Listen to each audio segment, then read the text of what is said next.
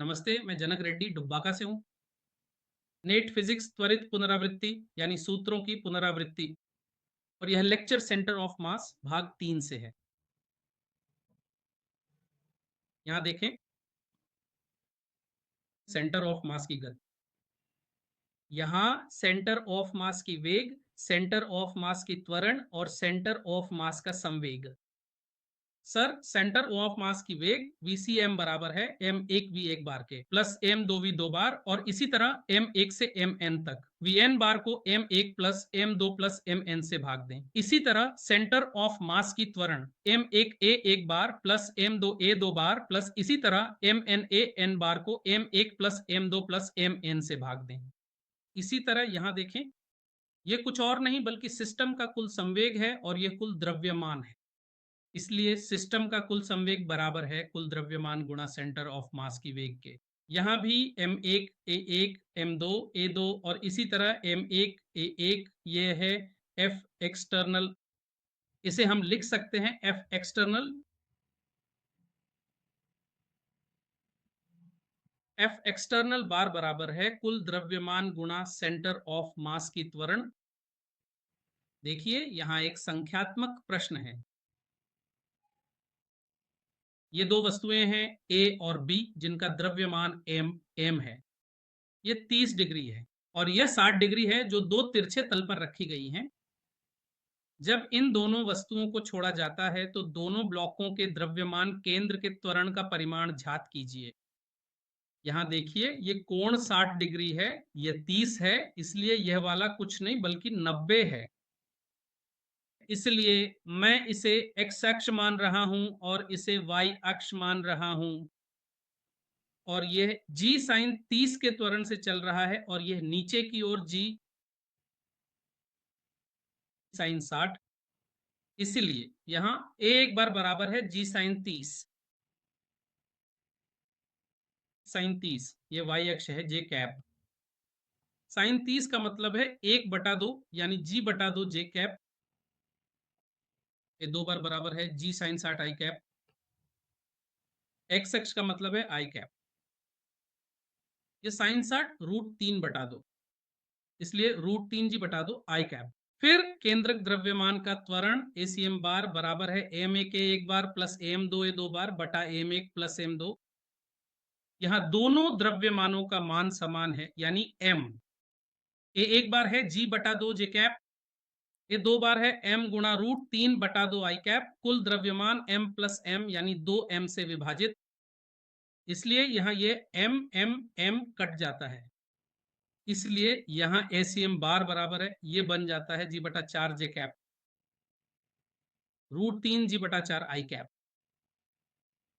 यह है त्वरण, लेकिन हमें इसका परिमाण निकालना है। ACM बार बराबर है g/4 j cap plus √3 i cap.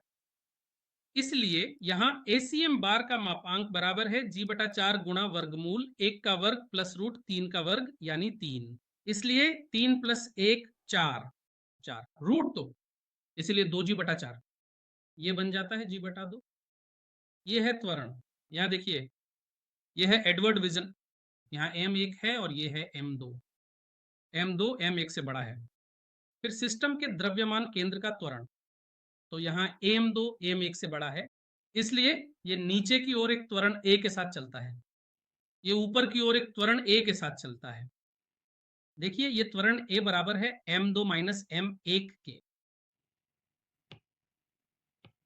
m2 minus m1 बटा m1 प्लस m2 गुणा जी। यहाँ यह त्वरण धनात्मक के रूप में लिया गया है, इसलिए यहाँ a1 बराबर है प्लस a और a2 बराबर है माइनस a। इसलिए यहां द्रव्यमान केंद्र का त्वरण बन जाता है m1a1 प्लस m2a2 बटा m1 प्लस m2। तो यहां m1 प्लस 1 का मतलब है प्लस a। ठीक है, यहां पर a1 minus a plus m2 गुणा m2 नीचे की ओर है।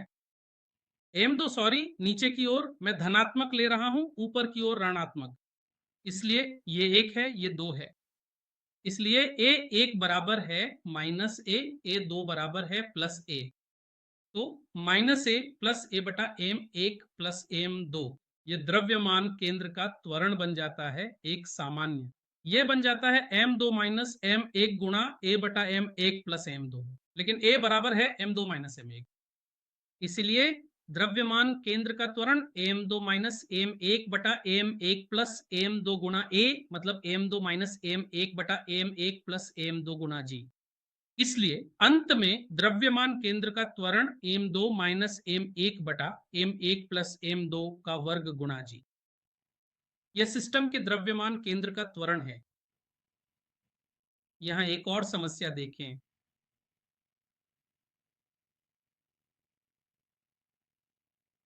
यहां देखें, दो वस्तुएं जिनका द्रव्यमान 6 किलोग्राम और 4 किलोग्राम है, उनकी वेग क्रमशः 5 आई कैप माइनस 2 जे कैप और 10 आई कैप माइनस 2 जे कैप प्लस 5 के कैप है।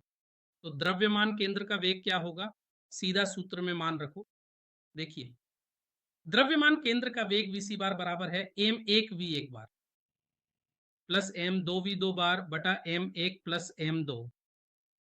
एम एक दिया गया है 6, यहाँ वी एक बार है 5 आई कैप माइनस 2 जे कैप प्लस 10 के कैप प्लस एम दो है 4।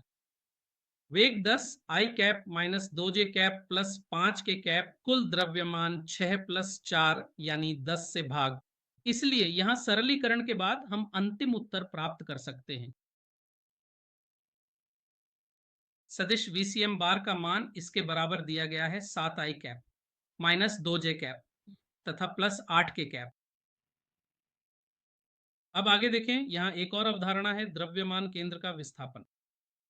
यहां देखें, यह द्रव्यमान केंद्र का स्थिति सदिश है एम एक आर एक बार एम दो आर दो बार और इसी तरह एम एन आर एन बार, भाग दिया एम एक प्लस एम दो और इसी तरह एम एन से।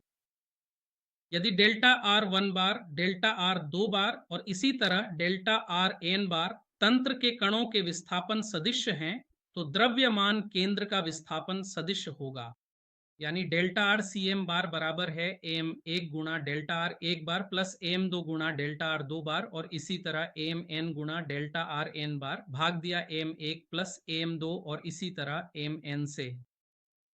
यह द्रव्यमान केंद्र के विस्थापन का सूत्र है। यहां देखें, द्रव्यमान केंद्र का त्वरण बराबर होता है बाहरी बल F डिवाइडेड बाय कुल द्रव्यमान। यदि बाहरी बल F शून्य है तो इसका मतलब है कि तंत्र पर कोई बाहरी बल कार्य नहीं कर रहा है। जब बाहरी बल F शून्य होता है तब द्रव्यमान केंद्र का त्वरण भी शून्य होता है। द्रव्यमान केंद्र का त्वरण शून्य होने का अर्थ है कि द्रव्यमान केंद्र की गति स्थिर है। द्रव्यमान केंद्र की गति स्थिर है। यहां देखें, यदि किसी तंत्र पर कोई बाहरी बल कार्य नहीं कर रहा है और तंत्र प्रारंभ में स्थिर है, तो तंत्र के द्रव्यमान केंद्र की गति शून्य होगी। अर्थात द्रव्यमान केंद्र की गति शून्य होने का मतलब है कि द्रव्यमान केंद्र का विस्थापन भी शून्य होगा यदि तंत्र पर कोई बाहरी बल कार्य नहीं कर रहा है। यदि तंत्र का द्रव्यमान केंद्र प्रारंभ में स्थिर है, अर्थात यदि तंत्र स्थिर है, तो द्रव्यमान केंद्र की गति शून्य होगी। द्रव्यमान केंद्र की गति शून्य होने का अर्थ है कि द्रव्यमान केंद्र का विस्थापन भी शून्य होगा। देखिए, इसी सिद्धांत को हम इस समस्या में भी लागू कर सकते हैं। यहां देखें, दो ब्लॉक जिनका द्रव्यमान क्रमशः 10 किलोग्राम और 20 किलोग्राम है, एक्स अक्ष पर रखे गए हैं। पहला द्रव्यमान एक्स अक्ष पर 2 सेंटीमीटर की दूरी तक ले जाया गया है। दूसरे द्रव्यमान को कितनी दूरी तक ले जाया जाए ताकि द्रव्यमान केंद्र की स्थिति अपरिवर्तित रहे? यहां देखें, द्रव्यमान केंद्र की स्थिति अपरिवर्तित रहने का अर्थ है कि द्रव्यमान केंद्र का विस्थापन शून्य है। यानी कि यहां मैं एक्स अक्ष ले रहा हूं, इसलिए डेल्टा एक्स सी एम। देखिए, डेल्टा एक्स सी एम बराबर है एम एक डेल्टा एक्स एक प्लस एम दो डेल्टा एक्स दो विभाजित एम एक प्लस एम दो से। यहां द्रव्यमान केंद्र की स्थिति नहीं बदलती, यानी द्रव्यमान केंद्र का विस्थापन शून्य है। यह शून्य है। एम एक दिया गया है 10 किलोग्राम और पहला द्रव्यमान ही स्थानांतरित किया गया है और एक्स अक्ष पर 2 सेंटीमीटर की दूरी तक। एम दो है 20 किलोग्राम। हमें डेल्टा एक्स दो घात करना है, कुल द्रव्यमान 10 प्लस 20 यानी 30 से विभाजित। देखिए, क्रॉस मल्टीप्लाई करने पर यह शून्य हो जाता है। तो शून्य बराबर है 20 + 20 डेल्टा x 2 के।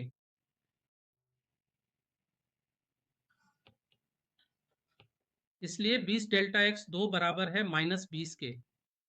इसलिए डेल्टा x 2 बराबर है -20/20 के। इसलिए डेल्टा x 2 बराबर है -1 सेंटीमीटर के। मतलब यहां द्रव्यमान केंद्र की स्थिति नहीं बदलती है। मतलब अगर पहली वस्तु को दाएं तरफ ले जाया जाए तो दूसरी वस्तु को बाएं तरफ ले जाना चाहिए। अन्यथा अगर पहली वस्तु को बाएं तरफ ले जाया जाए तो दूसरी वस्तु को दाएं तरफ ले जाना चाहिए। इसी अवधारणा पर आधारित एक और समस्या देखिए। 10 किलोग्राम और 30 किलोग्राम के दो ब्लॉक एक ऊर्ध्वाधर रेखा के साथ रखे गए हैं। पहला ब्लॉक 7 सेंटीमीटर की ऊंचाई तक उठाया गया है। दूसरे द्रव्यमान को कितनी दूरी तक ले जाया जाए ताकि द्रव्यमान केंद्र 1 सेंटीमीटर ऊपर उठ जाए। यहाँ वस्तुओं को y अक्ष के साथ लिया गया है, इसलिए मैं डेल्टा YCM ले रहा हूं। यहाँ डेल्टा YCM बराबर है m1 delta y 1 + m2 delta y2 विभाजित m1 + m2 से। यहाँ द्रव्यमान केंद्र को 1 सेंटीमीटर ऊपर उठाना है, इसलिए द्रव्यमान केंद्र का विस्थापन 1 सेंटीमीटर दिया गया है। द्रव्यमान m1 10 किलोग्राम है।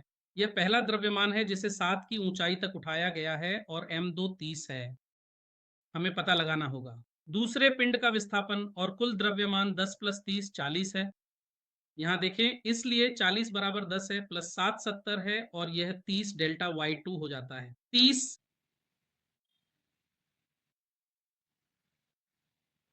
डेल्टा y2, इसलिए 30 डेल्टा y2 बराबर 40 - 70 - 30 है। इसलिए डेल्टा y 2 - 1 सेंटीमीटर के बराबर है। यहाँ देखिए, -1 सेंटीमीटर का मतलब है कि पहला पिंड ऊपर की ओर उठाया गया है। इसलिए द्रव्यमान केंद्र में 1 सेंटीमीटर का परिवर्तन करने के लिए दूसरे पिंड को नीचे की ओर स्थानांतरित किया जाना चाहिए। यह एक अण चिन्ह को दर्शाता है।